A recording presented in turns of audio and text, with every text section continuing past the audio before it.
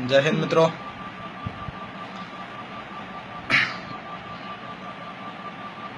आज ये वर्दी मैं अंतिम बार पहन रहा हूँ क्योंकि मेरा डिजाइन एक्सेप्ट हो गया। तो कुछ मेरी सर्विस के दौरान जो मैंने सीखा है वो कुछ मैं आपसे शेयर करना चाहता हूँ। क्या कभी कोई फौजी चुनाव से या वोट देकर भर्ती होता है? फिर क्यों ये दिल्ली में बैठे नेता ये बताते हैं कि हमें कब क्या और कहाँ फायर करनी चाहिए?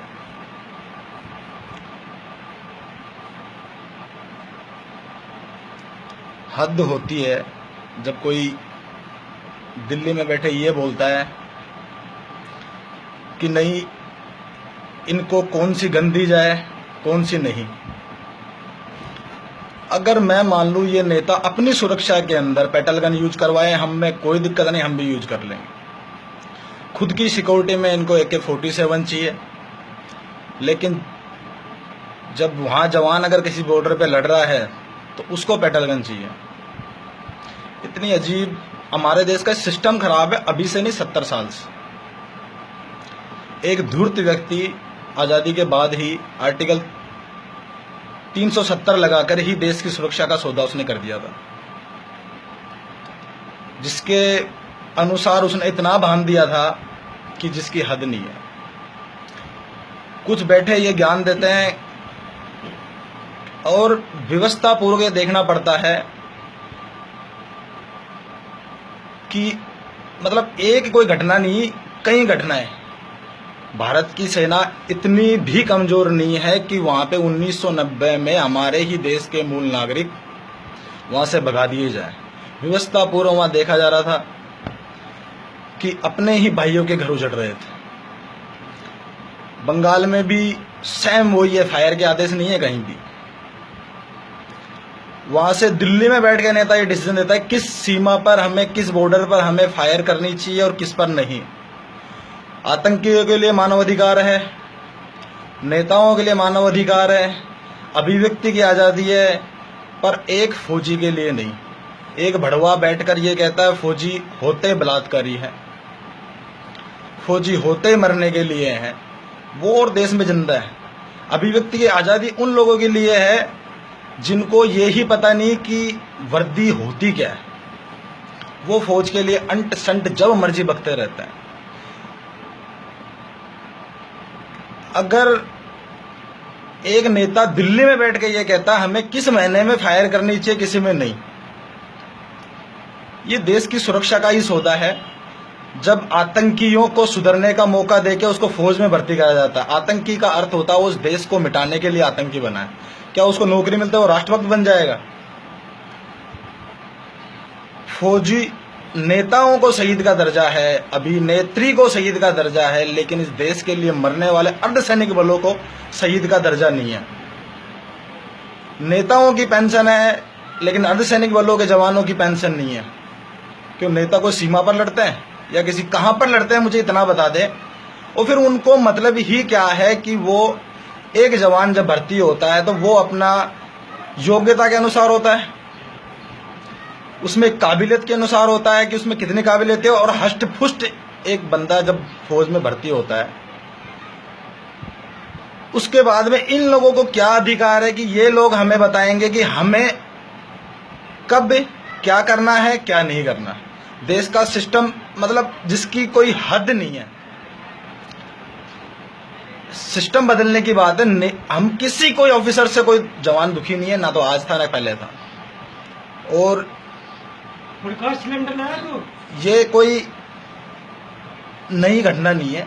हर क्योंकि बंगाल मैंने देख लिया, बंगाल के अंदर बोले वहां से अगर वो लोग हमारे पे कैजुअलिटी करते हैं, यानी किसी नेता का कोई हाथ कटवा के फायर करके दिखा दे, मैं मान जाऊंगा। फिर फौज को क्यों बंद करते हैं?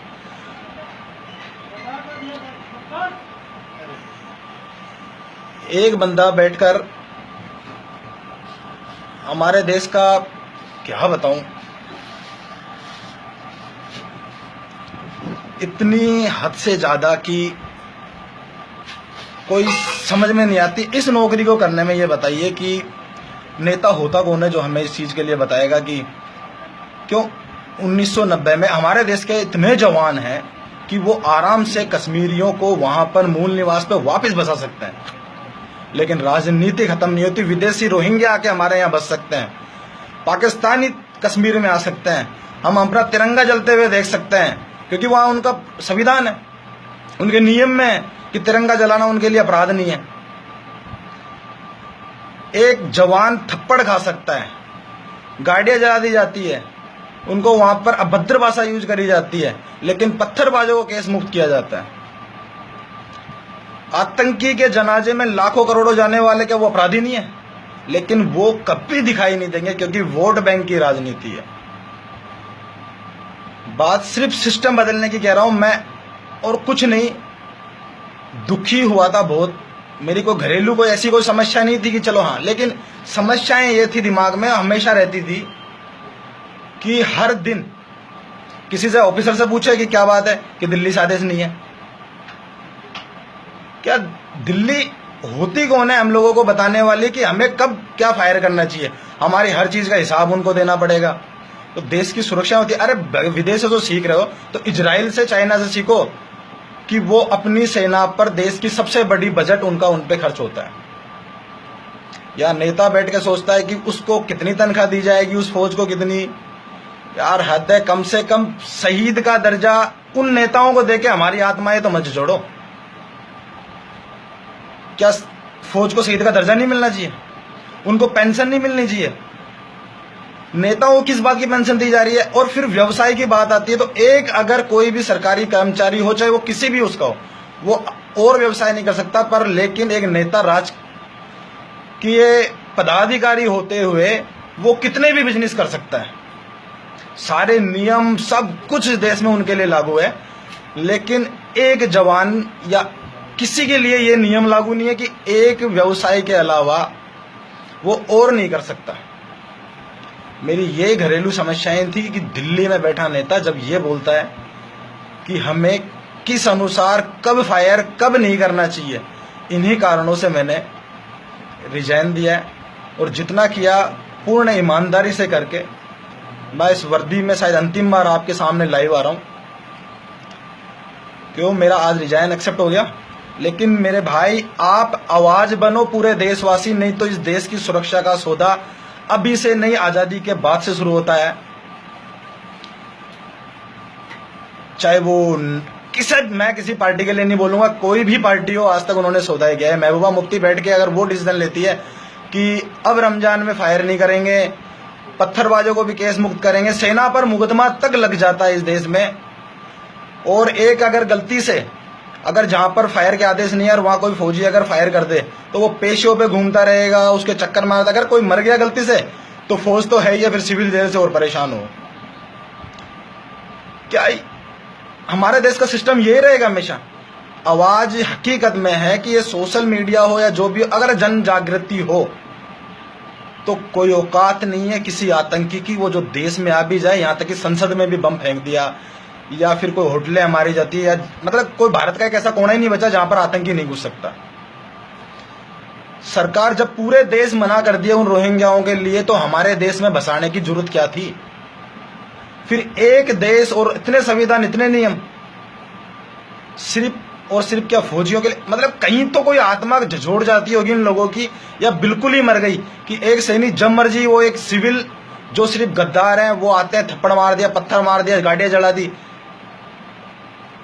हकीकत यह है कि 90% लोग ग्रामीण क्षेत्र से आते हैं और वो फौज में लगते हैं। अगर किसी का भी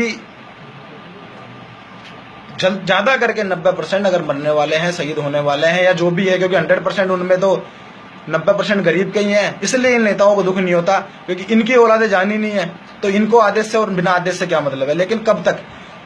अगर जितना जल्दी अगर सिस्टम में बदलाव नहीं हुआ तो इस देश की सुरक्षा बिल्कुल खत्म हो जाएगी। और एक कन्हैया जैसे बढ़वे जो कहते हैं कि फौजी आतंकी होते हैं, उसको ये पूछो कि अगर फौजी आतंकी होते तू बचता नहीं अभी तक?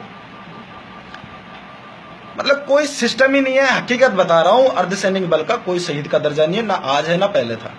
उनकी पेंशन भी नहीं है, क्योंकि वो शायद गरीब के हैं, गांव से आए हैं, किसान के बेटे हैं, क्योंकि वो नेताओं के बेटे तो उनकी पेंशन भी होती है। जब बूढ़े नेताओं को पेंशन मरने के बाद भी उनके परिवार को मिलती है, तो क्या फौजी को नहीं मिलनी चाहिए कभी? मेरे भाई, आप सभी से मेरी विनती है कि आप मेरी आवाज नहीं, आप सबकी आवाज इस देश के हर फौजी के लिए आवाज बने, तब ही इस देश का सिस्टम बदलेगा। नहीं तो इन लोगों को कोई मतलब नहीं है, कहीं से कोई मतलब नहीं है। ना तो ये आज हमारी बात सुनने वाले, ना कल। हाँ, जिस दिन देश की आ जाएगी, इनकी सुरक्षा में तो हमारे भाई सारे, चाहे वो पुलिस के हो चाहे फौज के हो, और ये लोग अपनी सुरक्षा के अंदर कभी भी कोई कॉम्प्रोमाइज नहीं करते कि इनको पेट्रोल गन चाहिए, इनको 47 ही चाहिए, पूरा बुलेट प्रूफ चाहिए, इनको हर चीज। अब मैं आप पर छोड़ता हूं कि आप मेरी आवाज को या अपनी आवाज को आप अपने स्तर पे बता दीजिए कि सिस्टम क्या चल रहा है, और एक आवाज उठाओ जो हकीकत में हर फौजी बच सके या देश बच सके। फौजी बचे या ना बचे, क्योंकि कश्मीरी क्या मतलब, हर सिस्टम से कहीं से भी देख लो, फौजी मजबूर है। नहीं, हाथ में हथियार लेके 6 फुट का जवान किसको बख्श देगा? एक 2 करोड़ का लोग आते हैं, वो जो मर्जी बक देंगे। और फिर ये मानव अधिकार जो सिस्टम चला है, अरे कुछ फौजियों के लिए भी कोई सिस्टम है इसके अंदर? या मानव अधिकार सिर्फ उन्हीं के लिए कि तारबंदी या इंटरनेशनल बाउंड्री की तार काटना वाले आदमी को मार नहीं सकते क्योंकि मानव अधिकार उसके लिए भी लागू है? तो फिर भाई वहां पर खड़े कर रखे जिन जवानों को फायर के आदेश नहीं है, उनको क्यों खड़ा किया है? और जो ये त्योहारों पर आतंकियों की इतनी चिंता कर रहे हैं, तो कभी हमारा भी त्योहार आता, हमारा भी परिवार है, वो भी बैठ के देख रहे हैं कि वो कभी आएगा, तो हमारी भी कभी कोई चिंता कर लिया करो। या मेरे भाइयों की, क्योंकि मैं तो आज के बाद में सर रहूंगा नहीं। रहने का मतलब है मैं रहूंगा, इस वर्दी में नहीं रहूंगा, क्योंकि आज नहीं कल आपके भी बेटे जाएंगे, आपकी भी औलाद जाएगी, और देश को बचाना है तो सबकी औलादें भेजनी ही पड़ेगी। मेरी आप सभी से पुनः आग्रह है कि उन नेताओं से एक आवाज जरूर बन के बोलो कि उनको शहीद का दर्जा क्यों नहीं, या उनको फायर के आदेश क्यों नहीं। आप क्यों बीच में कॉम्प्रोमाइज करते हो? वो वोट से नहीं, अपनी योग्यता से चुनकर जाते हैं। फिर आप क्यों बीच में टांग अड़ाई करते हो? सिर्फ उन्हीं का त्योहार होता है कि रमजान उनका त्योहार आ गया, और किसी के त्योहार की कोई चिंता नहीं है? बाकी आप आदरणीय, देश के किसी नागरिक से कोई शिकायत नहीं है, बस सिस्टम से शिकायत है। आप सिस्टम के लिए एक बार आवाज उठाना। मेरी अंतिम बार वर्दी की विनती है आपसे कि जरूर से जरूर आप शेयर करो, ना करो जो भी है, लेकिन आप अपनी भाषा में अपना विचार रख के और मेरी बात को उन नेताओं तक जो दिल्ली में बैठे ये कहते हैं कि अब फौजी को कहां पे मारना है, कहां पर नहीं मारना, तो उनकी जरूर मेरी बात या अपनी बात अपनी भाषा में उन तक पहुंचा दो, क्योंकि देश की सुरक्षा ही हमारी सुरक्षा है। नहीं तो इनका कुछ नहीं जाना, ये यहाँ से निकल के विदेश भी चल जाएंगे। इनका जमीर क्या होता नहीं होता मुझे कुछ पता नहीं है कि ये लोग अंदर से क्या झोड़ के देखते हैं, लेकिन जो मैंने 12 साल के दौरान जितना देखा है, तो एक हमारे अफसर से वो बड़े भाई हैं, जैसे भी हैं, वो एक सिस्टम, एक परिवार है, वो चलाने में उनसे कोई नाराजगी नहीं है। लेकिन ये लोग बैठकर जब ये कहते हैं कि नहीं, दिल्ली से आदेश है, हमें वहां पर ये नहीं करना चाहिए, ये दिल्ली वाले होते कौन है, हमें आदेश देंगे। और इस टाइप के आदेश की देश की सुरक्षा के साथ आतंकी भर कर सकते हो आप, हर किसी को भर्ती कर सकते हो, पर ठीक है, जैसा भी हो आप मेरी आवाज बनो, यही मेरी लास्ट विनती है आपसे। जय हिंद, जय भारत, वंदे मातरम।